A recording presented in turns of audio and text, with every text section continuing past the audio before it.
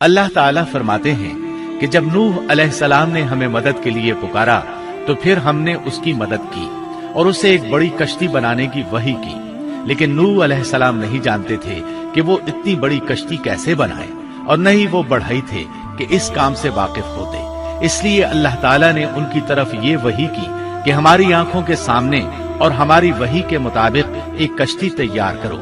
अल्लाह ने वही के जरिए उनकी रहनुमाई की कि वो इस तरह करें और मजीद तालीम के लिए जिब्राईल अलैहिस्सलाम को भेज दिया। वो उन्हें बतलाते गए कि इस तरह कश्ती तैयार करो। नूह अलैहिस्सलाम एक पहाड़ पर रहते थे। उनके इर्द गिर्द दरख्त नहीं थे, न पानी था। चुनाचे उन्होंने बहुत से दरख्त उगाए, फिर उनको काटा और पहाड़ पर बैठकर कश्ती तैयार करते रहे। आप बड़े बड़े तख्ते बनाते और लोहा लाते और उनसे कील तैयार करते, फिर उन कीलों को तख्तों में ठोकते, आपस में उन तख्तों को मिलाते, यहाँ तक कि एक बहुत बड़ी मजबूत और देव हैकल कश्ती तैयार हो गई। एक रिवायत के मुताबिक नूह अलैहिस्सलाम ने उसको 100 साल में तैयार किया। ये थी वो कश्ती जिसे नूह अलैहिस्सलाम ने अल्लाह की हिदायत के मुताबिक तैयार किया था। सूरतुल कमर आयत 13 में इरशाद होता है, और हमने नूह को उस कश्ती में सवार किया जो तख्तों और कीलों से बनी हुई थी। नूह अलैहिस्सलाम ने दावत का काम छोड़ दिया और कश्ती बनाने लगे। वो लोग जब उन्हें कश्ती बनाते देखते तो उनका मजाक उड़ाते, कहते, नूह पहले तो तू नबी था, अब बढ़ई बन गया। मजीद कहते, ये कैसा मजनून है कि पहाड़ पर कश्ती बना रहा है। ताज्जुब है इस पर। अल्लाह ने उन काफिरों के मजाक का जिक्र सूरह हूद आयत 38 और 39 में किया है। नूह कश्ती बनाने लगे। उसकी कौम की जो जमात उसके पास से गुजरती वो उसका मजाक उड़ाती। वो कहते, अगर तुम हमारा मजाक उड़ाते हो तो हम भी तुम पर एक दिन हंसेंगे जैसे तुम मस्खरापन कर रहे हो। तुम्हें बहुत जल्द मालूम हो जाएगा कि किस पर अजाब आता है, जो उसे रुस्वा करे और उस पर हमेशा का अजाब उतर आए।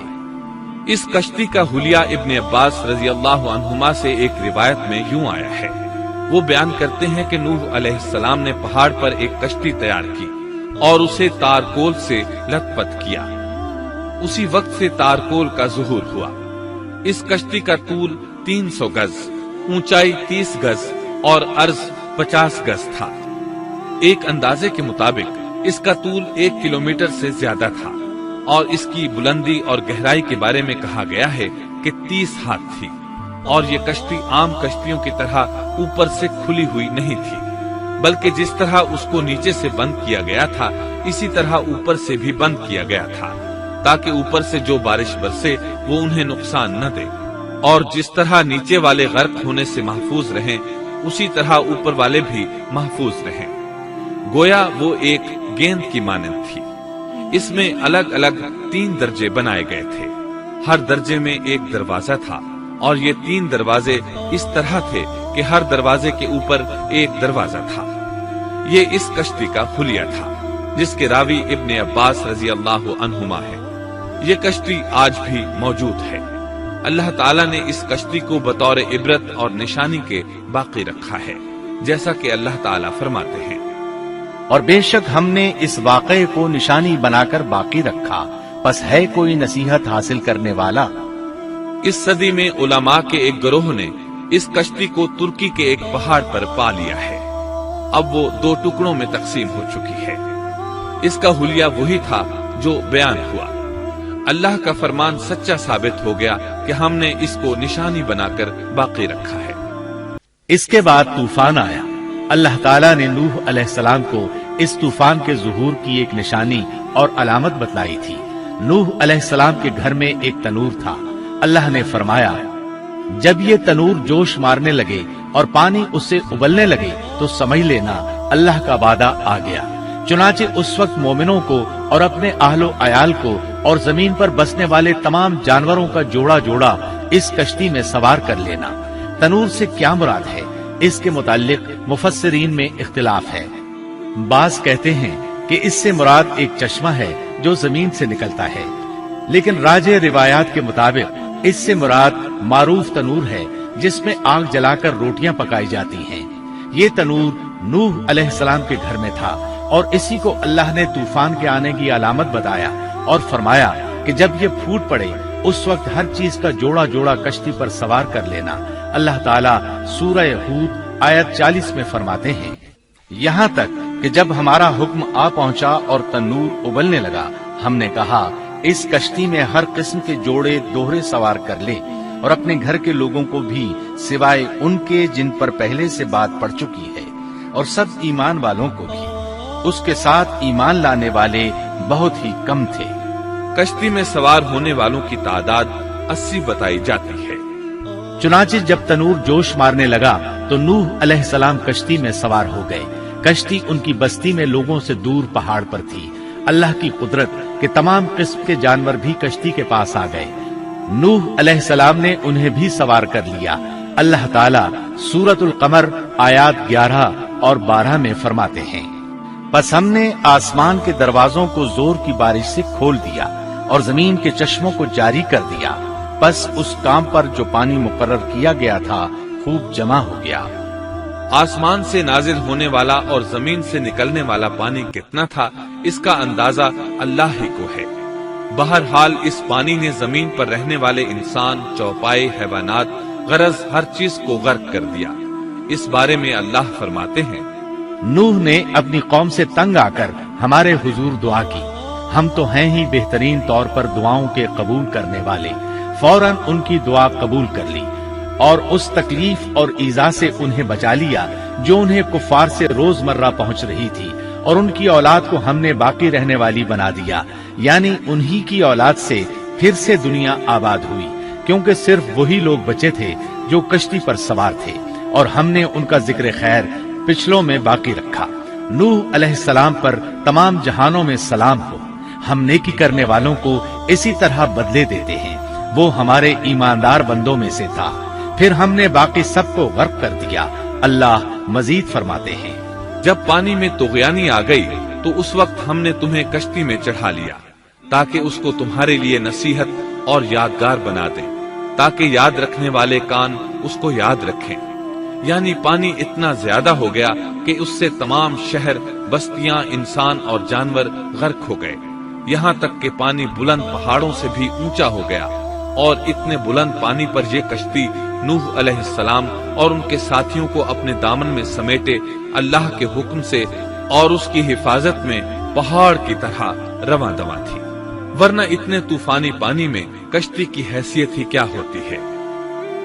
نوح علیہ السلام کشتی میں سوار ہوئے اور انہوں نے اپنے ساتھیوں کو حکم دیا کہ وہ یہ دعا پڑھیں، اللہ ہی کے نام سے اس کشتی کا چلنا اور ٹھہرنا ہے، یقیناً میرا پالنے والا بڑی بخشش اور رحم والا ہے۔ یہی اللہ کا حکم آپ کو تھا کہ جب تم اور تمہارے ساتھی ٹھیک طرح بیٹھ جاؤ تو کہنا، سب تعریف اللہ ہی کے لیے ہے جس نے ہمیں ظالم لوگوں سے نجات عطا فرمائی، اور کہنا کہ اے میرے رب مجھے بابرکت اتارنا اور تو ہی بہتر اتارنے والا ہے۔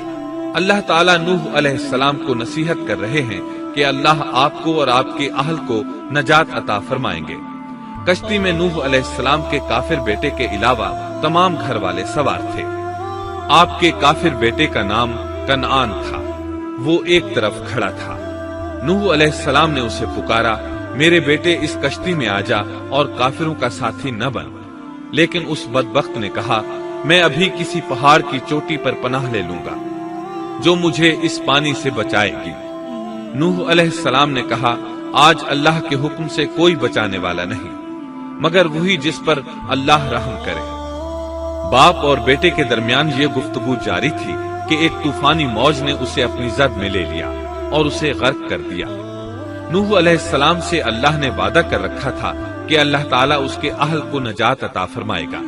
چنانچہ جب آپ کی آنکھوں کے سامنے آپ کا بیٹا غرق ہو گیا تو وہ پکار اٹھے، اے اللہ، میرا بیٹا میرے گھر والوں میں سے تھا اور تو نے مجھ سے وعدہ کیا تھا کہ میرے گھر والوں کو نجات عطا فرمائے گا، اور تو تمام حاکموں سے بہتر حاکم ہے، لہذا ناممکن ہے کہ تیرا وعدہ پورا نہ ہو۔ واضح ہو کہ نوح علیہ السلام کا اپنے بیٹے کے بارے میں بات کرنا بطور استفسار تھا، بطور بحث نہیں تھا۔ آپ وضاحت چاہتے تھے۔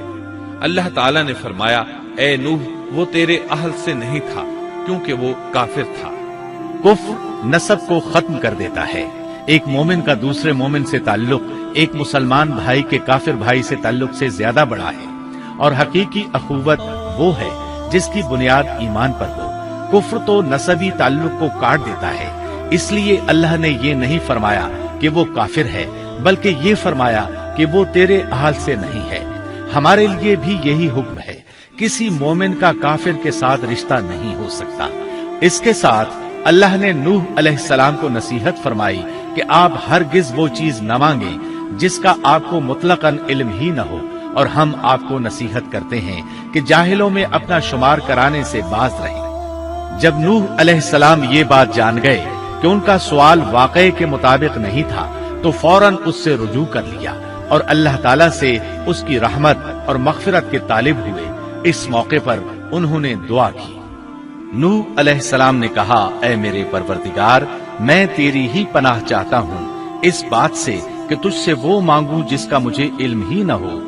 अगर तू मुझे न बख्शेगा और तू मुझ पर रहम नहीं करेगा तो मैं खराबी वालों में हो जाऊंगा। ये दुआ उन्होंने मांगी।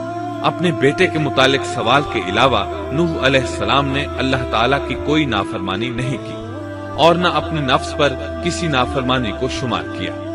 कश्ती नूह अलैहिस्सलाम और उनके साथियों को लिए पानी की मौजों पर बुलंद हो रही थी और जमीन पर मौजूद हर चीज, इंसान, हैवानात, चौपाए, परिंदे गर्क हो चुके थे। उनमें कोई भी बाकी नहीं बचा था। अगर कोई जिंदा बचा था तो कश्ती वाले। इब्ने अब्बास रजी अल्लाह अन्हुमा से रिवायत है कि नूह अलैहिस्सलाम और उनके साथी 6 माह कश्ती में रहे, और बाज रिवायात में ये भी है कि वो मुहर्रम की 10 तारीख को कश्ती से नीचे उतरे। आखिर अल्लाह के हुक्म से तूफान रुक गया। अल्लाह ने जमीन को हुक्म दिया कि वो तमाम पानी को निगल जाए। जमीन ने सारा पानी निगल लिया। जमीन खुश्क हो गई।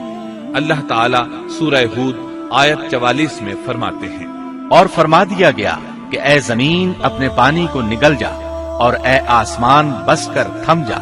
उसी वक्त पानी सुखा दिया गया और काम पूरा कर दिया गया, और कश्ती जूदी नामी पहाड़ पर जा ठहरी, और फरमा दिया गया कि जालिम लोग अल्लाह की रहमत से दूर हैं। कश्ती जूदी पहाड़ पर जाकर ठहर गई।